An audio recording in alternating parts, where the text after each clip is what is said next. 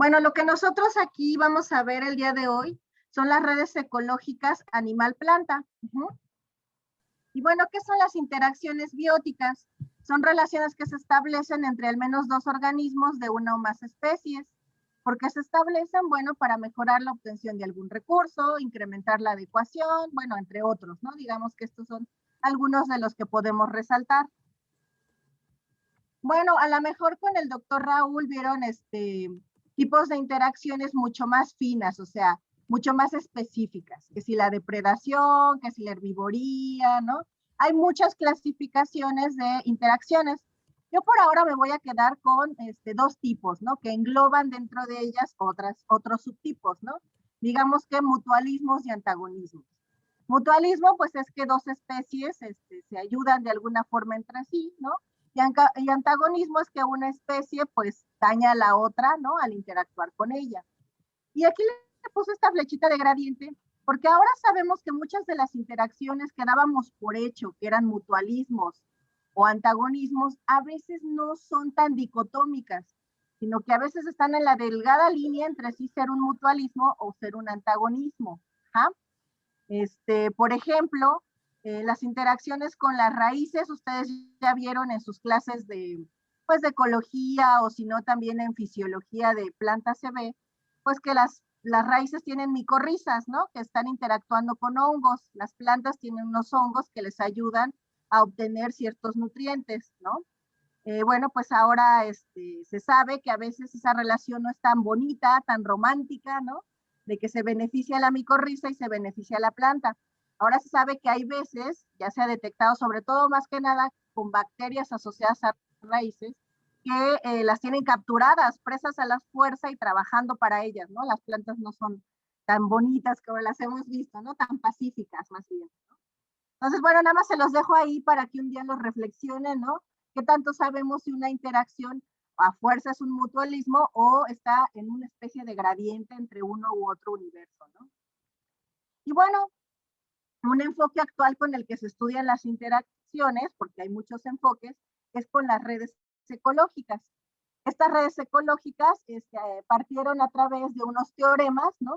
De unos teoremas que hizo Paul Auros y Alfred Rengi, ¿no? Y estos teoremas vienen de la teoría de grafos. Para no meternos mucho en esto, la teoría de grafos es una teoría que busca cómo conectar, ¿no? Cosas, ¿no? Y si esto forma topologías, o sea, estructuras. Esto lo estudian los matemáticos de toda la vida con algo que se llama matemática discreta, ¿no? Y bueno, grafo es un conjunto de objetos, o sea, estos que están aquí, en mi mouse se ve aquí, son un conjunto de objetos llamados aristas o arcos que permiten representar relaciones ya sea binarias o de otras formas, ¿no? Y bueno, hay muchas redes complejas, es decir, esto que vemos aquí son redes complejas, así se les llama actualmente, y es simplemente conectar cosas, ya sea conectar gente. Por ejemplo, su Facebook así funciona, ¿no? El Facebook funciona por medio de esta teoría de grafos, también el servidor de una computadora que se conecta al internet, ¿no? También el Google también funciona de esta manera, ¿no? Y bueno, un poquito de historia. Entonces, bueno, tenemos el problema de los puentes de Königsberg, un poquito de historia, ¿no? Fíjense que desde hace varios siglos ya se sabe que uno puede conectar cosas entre sí, ¿no? Entonces tenemos, por ejemplo, que estos puentes de Königsberg, que era lo que antes se conocía como Prusia, ¿no? Ellos querían saber si podíamos pasar a través de los puentes, ¿no? Por todos, sin tener que repetir un puente. Es decir, yo pasar por aquí, por aquí, por aquí, y no tener que regresarme para pasar a etc., ¿no? Entonces, vieron que si seguían esta forma, ¿no? De pasar los puentes, se lograba eso. A se le llama, pues, el primer grafo, ¿no? La primera forma de conectar puntos, ¿no? Y bueno, actualmente esta teoría de grafos también se usa para la telefonía, para las carreteras, para para también otras cosas, ¿no? Ah, los aeropuertos, esto que está aquí son los aeropuertos. Usan esta teoría de grafos pues para que todo funcione bien y que no choquen entre ellos, ¿no? Entonces, bueno, también tenemos aquí, por ejemplo, lo de Sherlock Holmes. Aquí lo puse porque es una curiosidad, ¿no? también en uno de los libros de Sherlock Holmes, no en el que estuvo en el cine, ¿no? También tenemos este caso, ¿no? De quién mató al duque de Densmore, ¿no? En este libro, pues Sherlock Holmes resuelve el caso del asesinato del duque, ¿no? Viendo desde sus habitaciones quién llegaba más rápido bajo ciertas circunstancias, ¿no? Entonces forma esto que está aquí, este grafo, ¿no? Y el que pues lograba llegar bajo ciertas circunstancias más rápido y salir, pues era el que había matado al duque, ¿no? Entonces también usa la teoría de grafos para resolver pues el asesinato, ¿no? Entonces, bueno, esa teoría de grafos, que se le llama redes complejas, ahora también se utiliza para las redes ecológicas, es decir, para las interacciones que les comentaba hace rato, ¿no? Para medir mutualismos o antagonismos. Entonces, bueno, como les digo, es un enfoque actual, ya tiene un par de años que está por ahí, ¿no? Por lo menos fácil unos 15 años que se está usando, aunque se usa con más frecuencia a partir de hace como unos 8 años, ¿no? Y en inglés se llaman ecological networks. Pues las redes permiten visualmente apreciar las especies, es decir, serían los nodos, ¿no? Y ver cómo se conectan con otras especies, con otros nodos. Entonces, a través de los modelos de redes se pueden comprender patrones de estructura entre las interacciones interespecíficas. Entonces, actualmente se reconocen dos patrones de redes, anidadas o modulares. ¿Ajá? Y bueno, ahorita les voy a explicar un poquito a qué se refiere esto, ¿no? Patrón se refiere a la forma, ¿no? A la forma que forma esta red, ¿no? Que constituye esta red. Entonces, bueno, las redes anidadas tienen que cubrir tres aspectos para que sean redes anidadas. Uno, es que las especies generalistas interactúen entre ellas formando un núcleo de especies interactuantes. ¿Qué quiere decir este punto?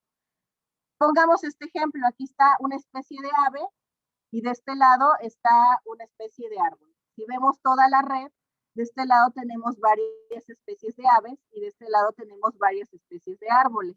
¿Ah? Entonces aquí lo que tenemos es que esta especie de ave está interactuando con varias especies de árboles. Esta misma especie de ave interactúa. Estas líneas se llaman conexiones o en inglés links, ¿no? Entonces, esta ave interacciona con este, con este, con este, con este y con este. Y tanto del lado de los árboles también, este árbol no solo está interactuando con una sola especie de ave, interacciona con esta, con esta, con esta, ¿no? Por lo menos con estas tres. Ah, no, también con esta y también con esta. ¿Sí? Son estas conexiones que están aquí. Eso quiere decir este primer punto. Las especies generalistas interactúan con otras especies generalistas, ¿no? Todos, este es el primer punto. Luego, las especies especialistas que comúnmente deben interactuar solo con generalistas. Ejemplo, este pajarito, o sea, esta ave que le podríamos llamar especialista porque solo tiene una conexión, ¿no? Está conectada pero con la más generalista del lado de los árboles, ¿sí lo ven? Y lo mismo de este lado, esta le podríamos llamar especialista porque nada más tiene una conexión, está interactuando con el ave que visita muchos árboles. Esto quiere decir el segundo punto. Y el último es que haya ausencia de especies especialistas que interactúan entre ellas, es decir, que estuviera interactuando con esta otra, es decir, con otra que nada más tuviera un link, una conexión. Es decir, relaciones uno a uno no existen. El método de anidamiento, bueno, esa es una manera en que se estima este patrón, ¿no? El poder encontrar este patrón se estima matemáticamente con un índice que se llama anidamiento. Este valor es un índice que va de 0 a 100. 0 es no anidado y 100 es anidamiento perfecto. Ajá. Las topologías se hacen en un programa que se llama R, que ustedes ya lo conocen y las van a hacer ahorita. Y podemos tener redes cualitativas o cuantitativas, es decir, con datos de presencia-ausencia o con alguna métrica de abundancia o de frecuencia, ¿no? Ahorita vamos a ver ejemplos, pero son muy simples. Imagínense que este es un Excel, una tabla de Excel, y ustedes colocarían las especies de insectos en sus columnas y las especies de plantas en sus filas.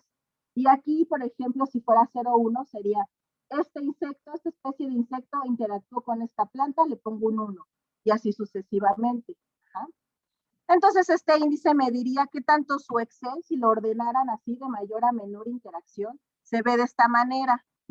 Y esto representado en un grafo, en una topología, se vería así más o menos, ¿no? ¿Por qué? Porque estas que serían las especialistas estarían interactuando con generalistas.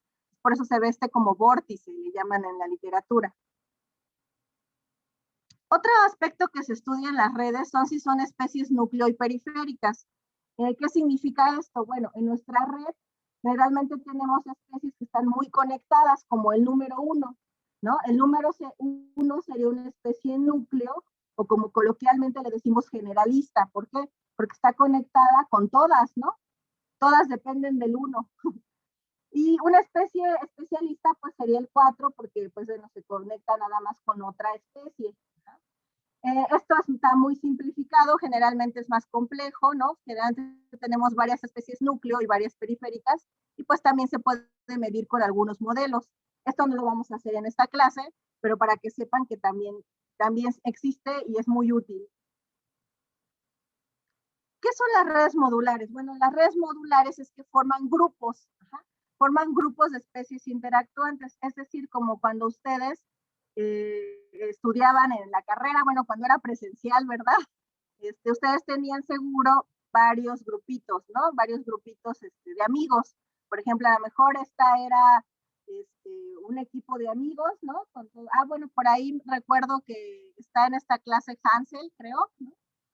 Pues él me acuerdo que se juntaba con un chico que se llamaba, creo, Gabriel, ¿no? Bueno, imagínense que aquí están con sus cuates, pues, y luego hay otro grupito de amigos y así, ¿no? Entonces no están siendo generalistas, más bien prefieren estar con un grupo de especies interactuantes, ¿no? Y se forman grupos de especies interactuantes entre sí. Esto también se mide con un modelo que también va de 0 a 100, ¿no? Y nos permite ver si la red o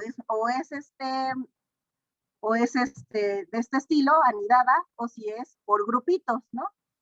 Esto sí lo vamos a ver muy, muy breve más adelante, ¿no? Y bueno, actualmente tenemos varios enfoques para estudiar interacciones. Todo lo de redes surgió con especie, es decir, que de un lado teníamos especies de aves, por ejemplo, o especies de plantas del otro lado, por ejemplo, ¿no? Aquí tenemos otro ejemplo con hormigas de un lado y del otro lado tenemos plantas, pero también hay otro enfoque que está estudiando redes, que es a nivel de redes intrapoblacionales. ¿Qué quiere decir eso? Que por aquí tenemos esta zarigüeya, ¿no?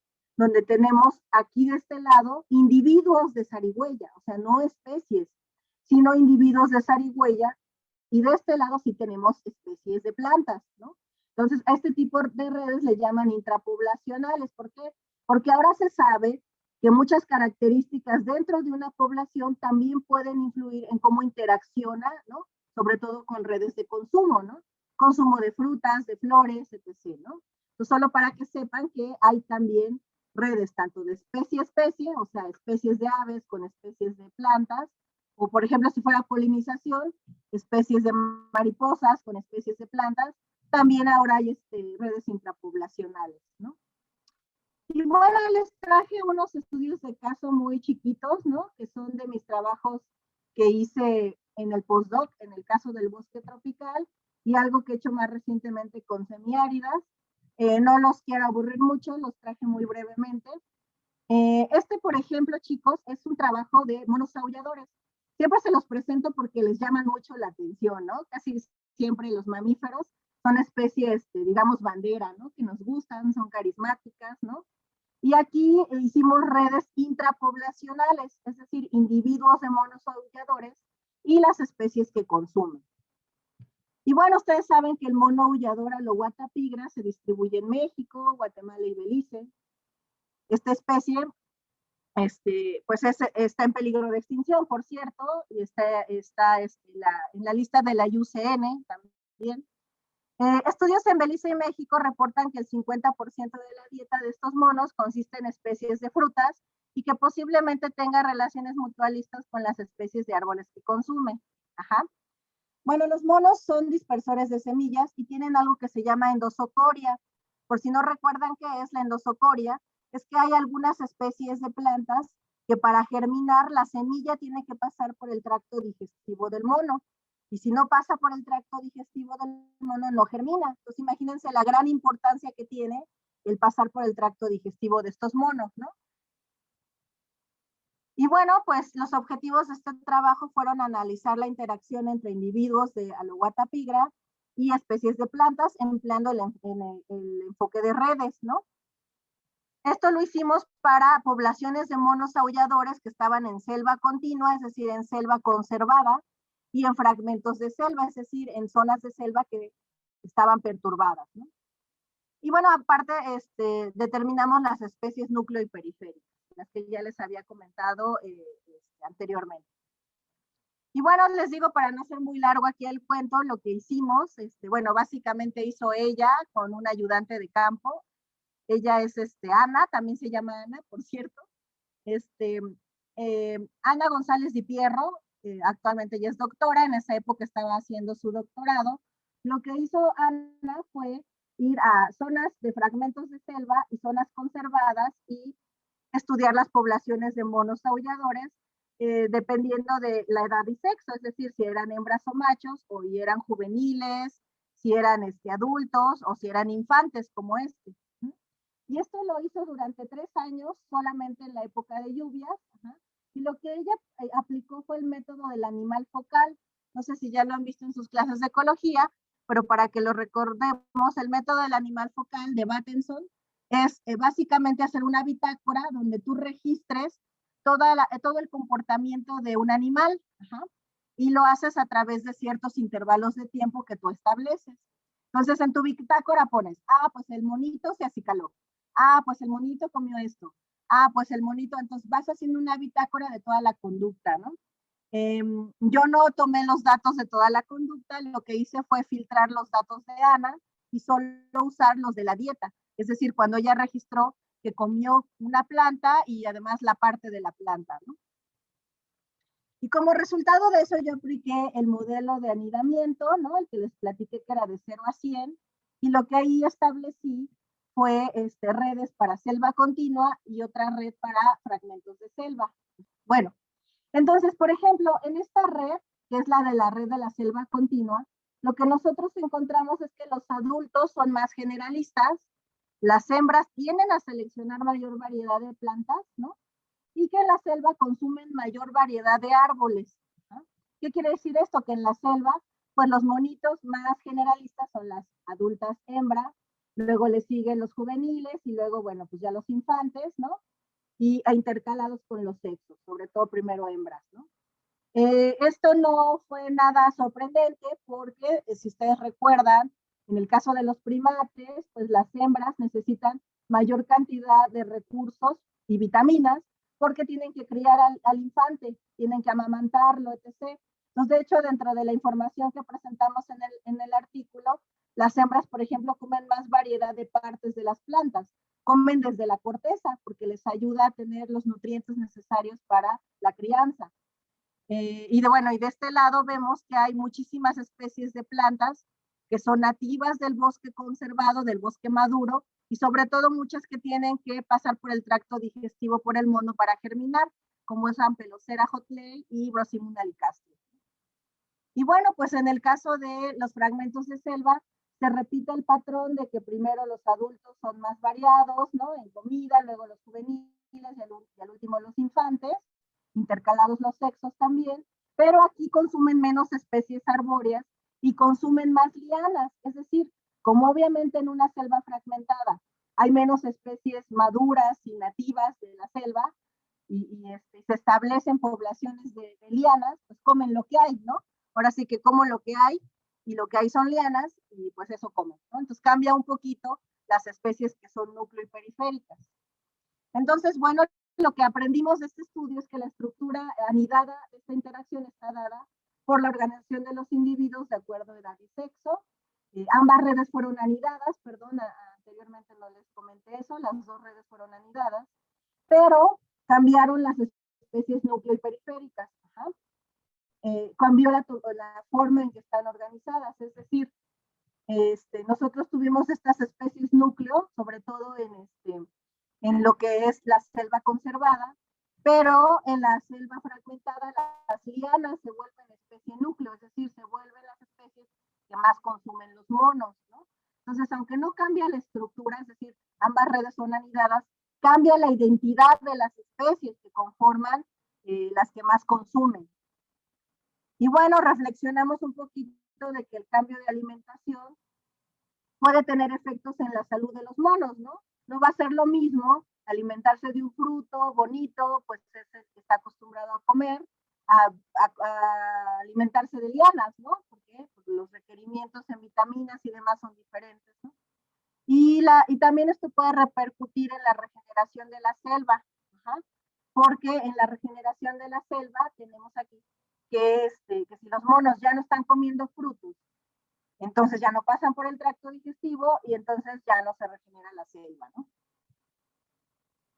Y bueno, dentro de este mismo bosque tropical tengo este otro artículo, ¿no? Donde evaluamos el efecto de la fragmentación del hábitat en la diversidad de artrópodos que están asociados a dos especies de plantas que se llaman heliconias, que si ustedes tal vez las han visto en los centros de mesa, les llaman ave del paraíso, ¿no? Estas heliconias, bueno, tienen un papel muy importante. Como les comentaba, este trabajo es con insectos asociados, artrópodos asociados a dos especies de heliconia, ¿no? Que crecen en la selva lacandona, ¿no? Es el mismo lugar donde trabajamos los monos aulladores, ¿no? Los mismos sitios, de hecho, selva conservada, selva fragmentada, ¿no? Y la zona conservada era la reserva de la biosfera Montes Azules. Pues ahí seleccionamos poblaciones también de estas dos heliconias, ¿no? Y lo que hacíamos era colectar todos los artrópodos que hubiera en la planta, ¿no? Aquí están mis ayudantes de campo, ¿no? Y estos los llevábamos al laboratorio para posteriormente identificarlos a nivel de especie, ¿no?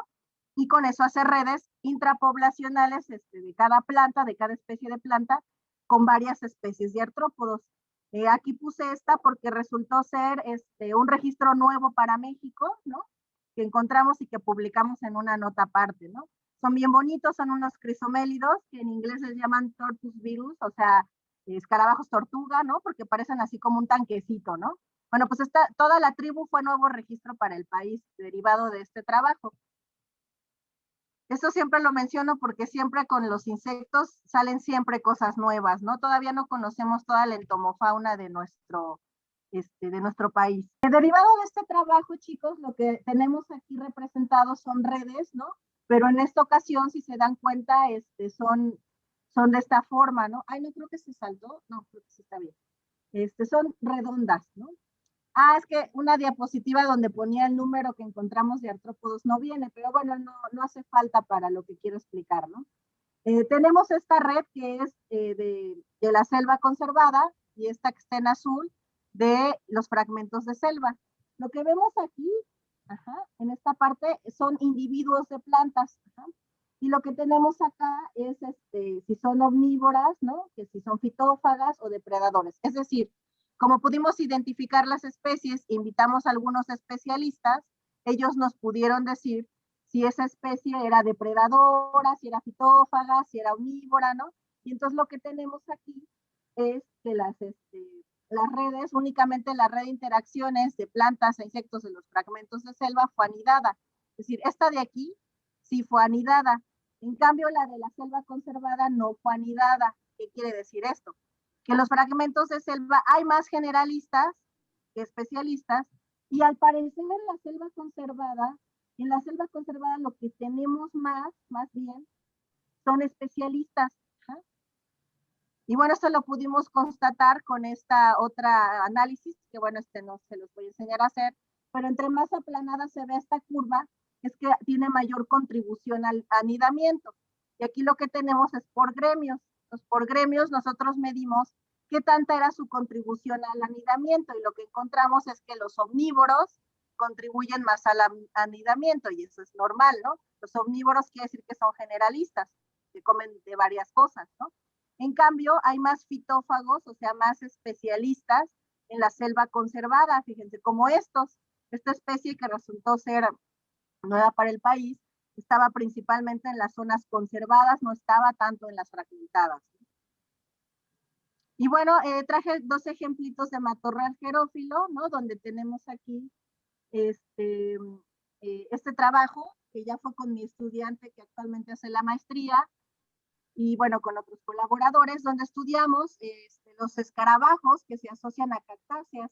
Creo que los alumnos que tomaron la clase conmigo de fisiología ya les hablé un poquito de este sistema, si se acuerdan, digo.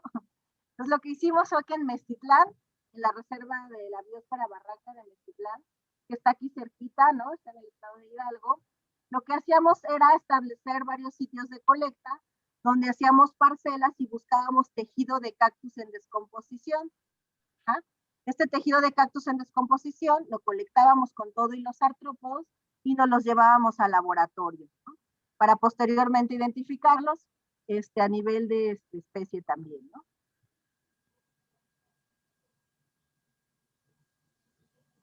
Y luego lo que aquí tenemos es las redes que resultaron de ese trabajo. Ajá.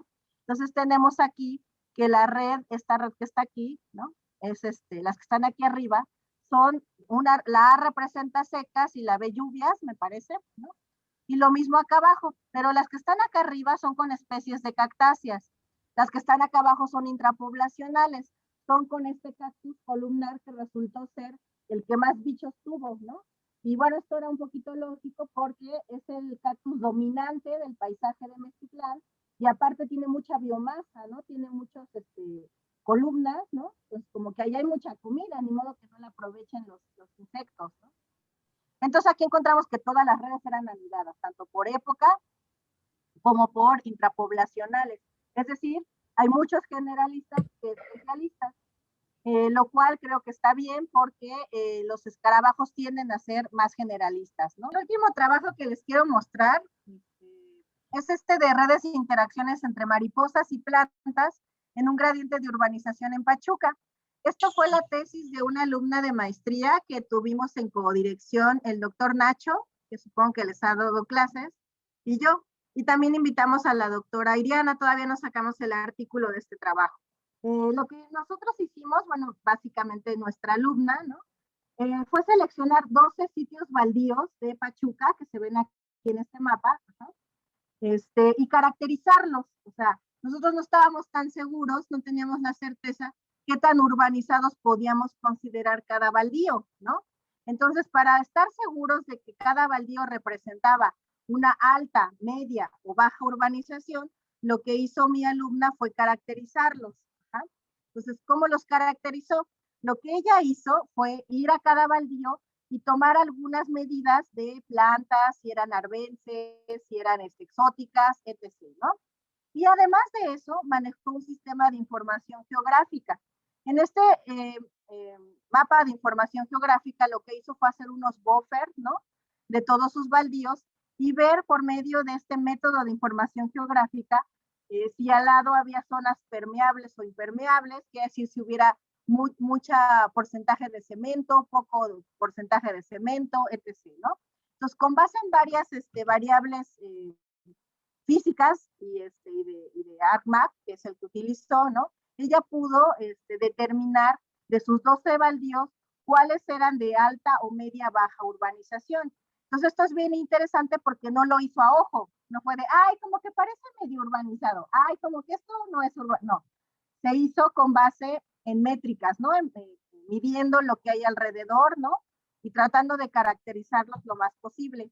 Seleccionamos 12 lotes baldíos por medio de una imagen satelital con cierta resolución, hizo los buffers, como los que se ven acá abajo, y caracterizó todos los sitios, ¿no? Si estaba aquí el baldío, bueno, alrededor, en un buffer de cierto tamaño, ¿no? Vio y cuantificó todo lo que había. Y con base en eso, hizo un modelo, ¿no? Y con ese modelo hizo este clúster, este dendrograma, y bueno, seleccionamos ahora sí 4 baldíos para urbanización alta, 4 para media y 4 para baja, ¿no? Pues en cada uno de estos baldíos, nosotros lo que hicimos fue investigar la interacción entre las mariposas y las plantas que hubiera en esos baldíos, ¿no? Entonces lo que hizo Claudia fue ir 2 visitas a cada baldío, ¿no? En época de lluvias, en las lluvias del 2016 y en las lluvias del 2017. ¿Por qué?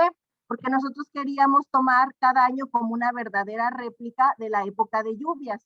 Si yo nada más voy una vez en el 16, pues no estoy tan seguro si este patrón se repite en otra época de lluvias de otro año, ¿no?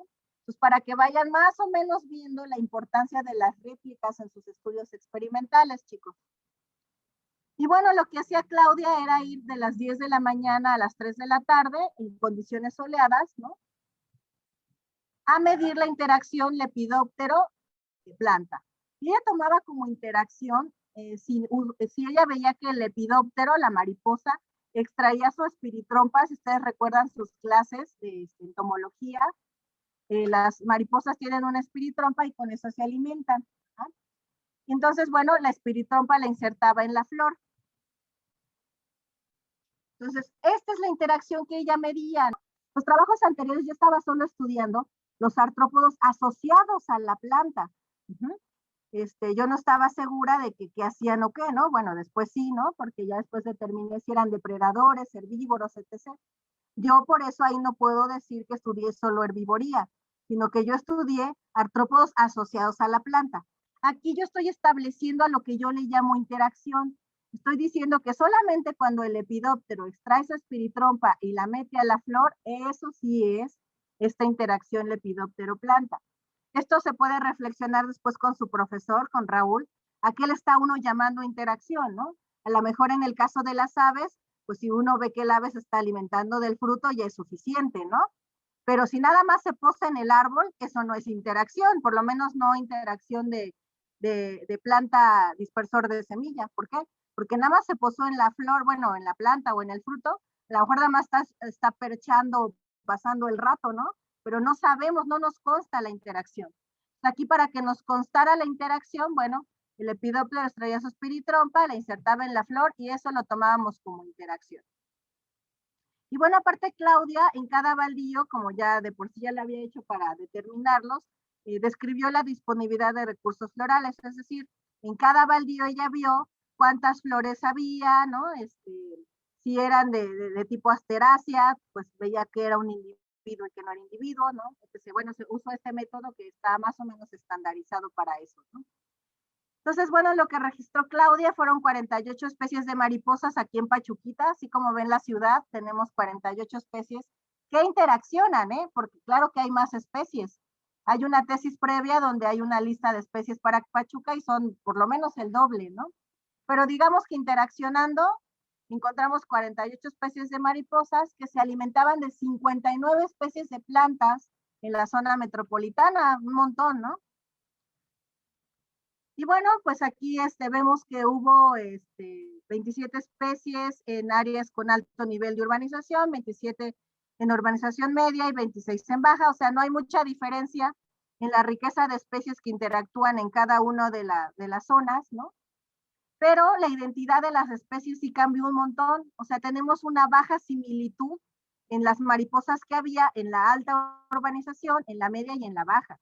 O sea, a lo mejor en la riqueza de especies no había mucho cambio, en el número pero sí en la identidad, ¿no? O sea, no eran las mismas mariposas que andan en un lugar u otro, forrajeando. Bueno, la disponibilidad floral no estuvo relacionada con la riqueza de interacciones, ¿qué quiere decir? Que ya ven que ella midió unidades florales en los baldíos, pues al parecer, entre más unidades florales hubiera más riqueza de interacciones, no fue así. Al parecer sí seleccionan las mariposas, las flores, y no porque haya más, sino por algún otro atributo. Y bueno, hicimos finalmente las redes, ¿no? Para cada condición, pues tenemos esta red para la alta urbanización, esta red para la media y esta para la baja.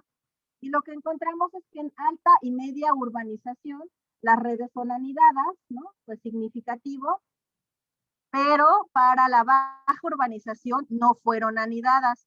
Hay relaciones más especialistas en las zonas de baja, ¿no? ¿Esto qué quiere decir? Bueno, que en las de alta y media, pues hay más generalistas que especialistas, y de alguna forma en las de baja son más especialistas, ¿no? Y bueno, pues aquí un poquito de historia natural para que vean que siempre estas redes son útiles, son una herramienta, pero lo importante es hacer el match, o sea, unirlo con la historia natural, ¿no? Entonces lo que encontramos es que las especies núcleo, o sea, las más generalistas, tendían a ser multivoltinas, o sea, que tenían varias generaciones al año, por si no recuerdan que es multivoltino, que son de talla pequeña, o sea, son mariposas no tan grandes. Y las larvas son larvas que tienden a alimentarse en plantas arbences, en malezas, ¿no? Pudimos detectar que hay especies que probablemente sean urbanofílicas, o sea, no lo podemos decir con certeza, tendríamos que hacer un estudio poblacional, pero al parecer Papilio multicaudata, esta que se ve aquí amarillita, que seguro la han visto ustedes mucho, anda por el campus de la uni, ¿no? Parece ser que es urbanofílica. ¿Qué quiere decir eso? Que les gusta las zonas urbanas, ¿no? Ahora ya se sabe que hay muchos animales que lejos de sentirse mal en zonas urbanas les gustan, ¿no? Hay otras plantas que usan plantas exóticas para sus larvas, perdón, otras mariposas como Dione juno y Dione moneta, estas mariposas usan plantas exóticas para sus larvas, ¿no? También, por ejemplo, Papilio garamas, ¿no? Se alimenta de magnolia. Y fíjense que esto es chistoso porque se vio como que aumentó estas Papilio garamas, aquí en el centro de Pachuca, porque se les ocurrió plantar unas magnolias un tiempo y bueno, al parecer funcionó, ¿no? O también pueden ver en las magnolias que están por la uni, ¿no? También ahí pueden ver estas Papilio garamas. También detectamos especies migratorias como la mariposa monarca, ¿no? También por aquí hay bastantes, ¿no? Hubo bastantes registros, ¿no? Entonces también es un paso de esta mariposa migratoria que, bueno, que también está ahí en la lista de la BioCN, ¿no? Y bueno, ¿qué pasaba en la baja urbanización? Porque todo lo que les he dicho más bien parece ser que las zonas urbanas favorecen, ¿no? Bueno, en baja urbanización tiende a haber especies de talla grande. Ajá. Es decir, las zonas que no están muy urbanizadas, hay mariposas más grandes, ajá, y más nativas sobre todo. Y bueno, algunas recomendaciones que hizo Claudia en su tesis para la conservación fue plantar especies nativas, porque si bien aunque hay especies que prefieren las larvas estar en plantas arbences, no nativas, hay otras especies, sobre todo estas grandes, ¿no?, que prefieren las larvas comer de especies nativas. Por ejemplo, el género Stevia, hay algunas nativas de por aquí, ¿no? Entonces es bueno plantar especies nativas para favorecer a las especies de mariposas. Ajá. Entonces, bueno, esto fue un poquito de lo que encontramos. Entonces, el mensaje de casa es que la estructura de las redes de interacciones artrópodo-planta se ven afectadas por los cambios de uso de suelo, ¿no? Y bueno, pues nosotros podemos revisar estas y otras métricas sobre redes complejas como herramientas para estudiar la diversidad de interacciones ecológicas y consultan este libro. Ajá. Este libro que lo editó el año pasado la doctora Claudia Moreno, que creo que a varios de ustedes les dio la clase de Ecología de Comunidades, editó todo un libro con varios capítulos que nos invitó a muchas personas especialistas en el tema, y pues yo lideré este capítulo donde hablo de redes complejas como herramientas para estudiar la diversidad de interacciones. Tuve como invitado a Cristian, que es un reciente doctor, ¿no? Se doctoró hace poco, que trabajó con Cecilia Díaz Castelazo, que es otra persona que trabaja con redes, y pues él colaboró en este artículo. Y con Wesley es un investigador del INECOL, que pues lleva muchos años trabajando con redes, y pues es una de las personas que más ha hecho publicaciones con redes. Entonces, si ustedes quieren consultar este capítulo bien en español, que es lo valioso, ¿no?, que recopilamos todas las métricas involucradas con redes que se pueden aplicar a interacciones ecológicas, ¿no? Entonces, si quieren, con mucho gusto, terminando la clase, les mando el capítulo. Bueno, si quieren, les mando todo el libro. Tengo la facultad para hacerlo, el permiso de la doctora Claudia, de mandarlo en PDF. Si quieren, en ese libro pueden después leer con calma estas y otras métricas que se usan para estudiar interacciones. Árbol de Viento, un nuevo concepto para reforestar el planeta, donde podrás apadrinar árboles mediante su siembra, disfrutar caminatas por el bosque, apoyar a comunidades campesinas conociendo su gastronomía y sus artesanías, conocer y hospedarse en una cabaña autosustentable. Contáctanos por correo. Síguenos en Facebook, Árbol de Viento.